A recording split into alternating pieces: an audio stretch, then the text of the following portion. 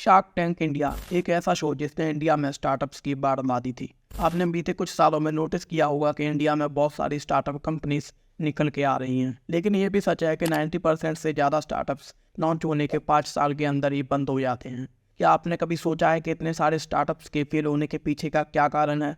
आज की इस वीडियो में हम यही डिस्कस करेंगे कि क्यों कई स्टार्टअप्स बिना फंडिंग के भी यूनिकॉर्न बनने तक का सफर तय कर लेते हैं और दूसरी ओर कई स्टार्टअप्स मिलियंस ऑफ डॉलर्स में फंडिंग उठाकर भी 1-2 साल में ही बंद हो जाते हैं।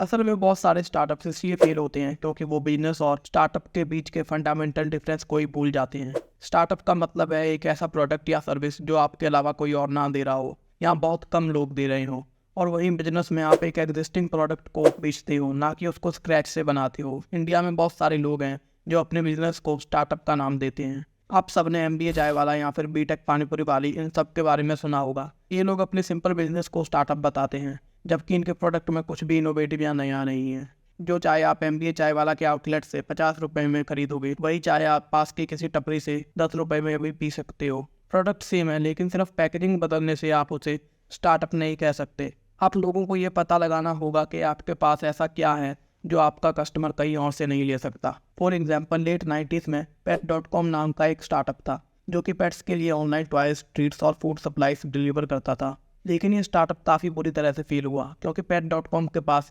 ऐसा कुछ भी यूनिक नहीं था जो कि किसी नॉर्मल शॉप पे ना मिल सके। वहीं पर अमेजोन भी सेम तरीके से ऑनलाइन बुक्स की डिलीवरी करता था, लेकिन अमेजोन में एक ऐसी चीज़ थी जो कि किसी भी नॉर्मल बुक शॉप के लिए कर पाना मुश्किल थी। अमेजोन पर 2.5 मिलियन बुक्स थी और इतनी सारी बुक्स एक साथ रखना और बेचना किसी भी फिजिकल बुक शॉप के लिए नामुमकिन था। इसलिए अमेजोन इतना सक्सेसफुल हुआ।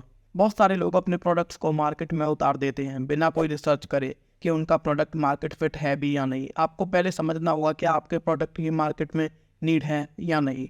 इसका एक बहुत अच्छा एग्जाम्पल है ज़ीरोदा, जिसके फाउंडर्स ने मार्केट में एनालाइज किया कि लोगों को ट्रेडिंग करते वक्त अपने ब्रोकर्स को काफ़ी ज़्यादा अमाउंट पे करना पड़ता है, जिससे कि बहुत सारे लोग ट्रेडिंग करते ही नहीं। इसलिए ज़ीरोदा ने इस प्रॉब्लम का सलूशन निकाला और अपने प्लेटफॉर्म पर 0 ब्रोकरेज चार्जेस लिए।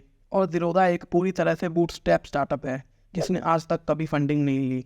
लेकिन कुछ ऐसे भी स्टार्टअप्स हैं जिनके पास करोड़ों रुपए की फंडिंग है। जैसे ही स्टार्टअप्स के पास फंडिंग आती है, वो लोग स्केल अप करने के चक्कर में बहुत सारे एम्प्लॉयज़ को हायर करने लग जाते हैं और मार्केटिंग पे भी बहुत ज़्यादा खर्चा करते हैं, लेकिन अपने प्रोडक्ट को बेहतर बनाने पर ज़्यादा फोकस नहीं करते। इस वजह से ही उन्हें बार बार फंडिंग उठानी पड़ती है, और जब उन्हें काफ़ी टाइम तक प्रॉफिट्स नहीं मिलते तो इन्वेस्टर्स के प्रेशर के कारण कंपनीज को ले ऑफ्स करने पड़ते हैं। आप सब लोगों को क्रेडिट के बारे में तो पता ही होगा, जिसने credit card bill payment industry के मेजॉरिटी मार्केट शेयर को कैप्चर कर रखा है। क्रेडिट को हर 1 रुपये कमाने के लिए 800 रुपये का खर्चा करना पड़ता है। अच्छी मार्केटिंग के लिए आपको बहुत सारा पैसा नहीं बल्कि क्रिएटिव आइडियाज़ चाहिए। अनुभव दुबे, जो कि चाय सुट्टा बार के फाउंडर हैं, जब उनके पास अपने स्टार्टअप के लिए ज़्यादा फंड्स नहीं थे, तब उन्होंने बहुत ही क्रिएटिव आइडियाज़ के ज़रिए काफ़ी कम पैसों में अपने स्टार्टअप्स की मार्केटिंग करी, जैसे कि लॉन्च डे पर फ्री चाय देना और अपनी शॉप्स की लोकेशन गर्ल्स हॉस्टल के पास रखना।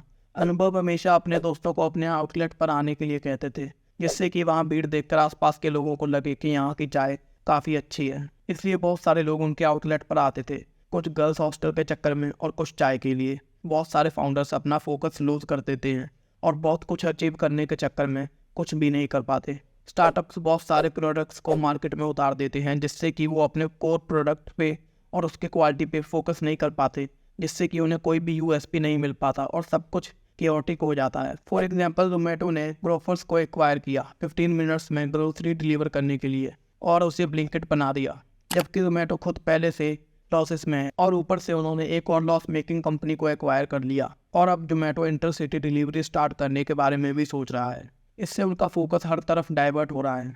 बहुत सारे स्टार्टअप्स इंडियन कस्टमर्स की नीड को नहीं समझ पाते और फेल हो जाते हैं। बहुत से फॉरेन स्टार्टअप्स इंडिया में आकर अपनी फॉरेन वाली स्ट्रेटजीज लगाते हैं, ये सोचते हुए कि जैसे इन स्ट्रेटजीज से उन्होंने फॉरेन में बिजनेस बनाए हैं, शायद इंडिया में भी बना लेंगे। लेकिन ऐसा नहीं है। इंडिया एक बहुत अलग मार्केट है। इंडिया के कस्टमर्स को हर चीज़ कम से कम प्राइस में और बढ़िया क्वालिटी में चाहिए। तो ये थे कुछ ऐसे कारण जिसकी वजह से इंडिया में स्टार्टअप फेल हो रहे हैं। अगर आपको ये वीडियो अच्छी लगी हो तो प्लीज़ इसे शेयर करें, और अगर आप कुछ फीडबैक देना चाहते हैं तो कमेंट बॉक्स में दे सकते हैं। और जाने से पहले चैनल को सब्सक्राइब भी कर दें ताकि ऐसी इन्फॉर्मेटिव वीडियोस आप तक पहुंचती रहें। धन्यवाद।